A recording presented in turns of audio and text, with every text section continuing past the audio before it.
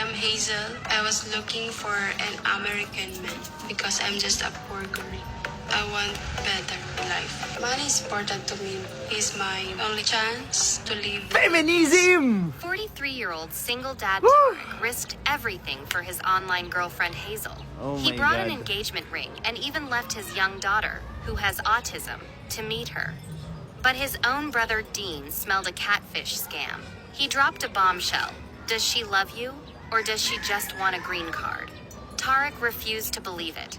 When he finally met Hazel in Manila, she was cold and guarded.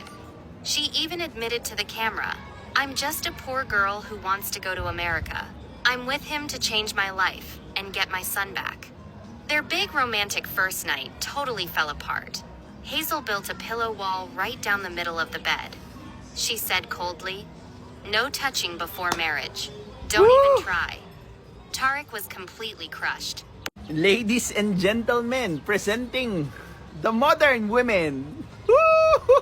Ito na yung sinasabi ko na ayaw nang mahirapan ng mga Pilipino. Ayaw na nilang mag-improve sa mga sarili nila at gusto nila na ibang tao yung gagawa or mag-aahon sa kanila sa sitwasyon nila.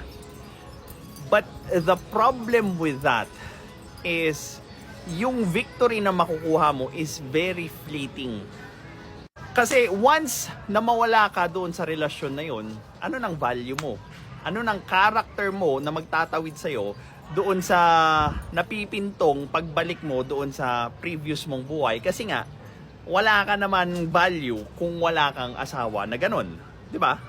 And now, the modern women knows how to use sex as a way or as a currency para makuha nila yung gusto nilang benefit doon sa taong pagbibigyan nila or pangangakuan nila ng sex.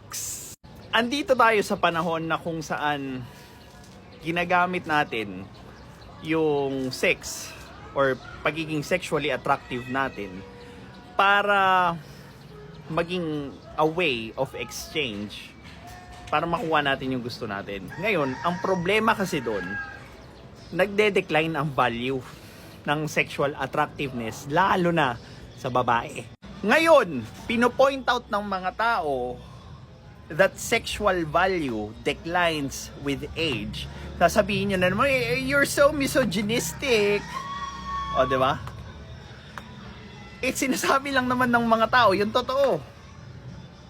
Pero, dahil sa tamad yung mga Pilipino ngayon, ginawa na nilang identity nila, yung sexual attractiveness nila, na nakakalimutan na nilang i-improve yung ibang aspeto ng pagkatao nila.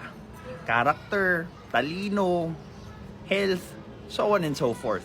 Ang gusto pa nilang mangyari ay maging transferable yung pagiging sexy. Like for example, yung relevance ko dahil sexy ako, dapat kailangan relevant din yung opinion ko sa politika, sa science, sa psychology, sa philosophy, at sa kung ano-ano pang topic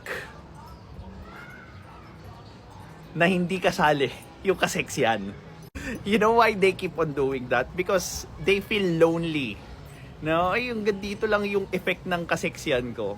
Gusto kong mapunta, maging relevant yung kaseksyan ko sa ibang topics din, like yung smart talk, di ba? Like adult talk, so on and so forth. And paano na? Paano mo gagawin yun? Di ba? Now, there will always be a price for everything. Hindi nyo matatakbuhan yung katotohanan na may kailangan kayong ipalit sa mga bagay na gusto nyong makuha. Hindi pwedeng yung mga magagandang bagay lang yung makukuha nyo. Kailangan yung tanggapin ng buong buo kung ano yung katotohanan. Well, this is Pinoy Extreme. Have a good day. This is Pinoy Extreme.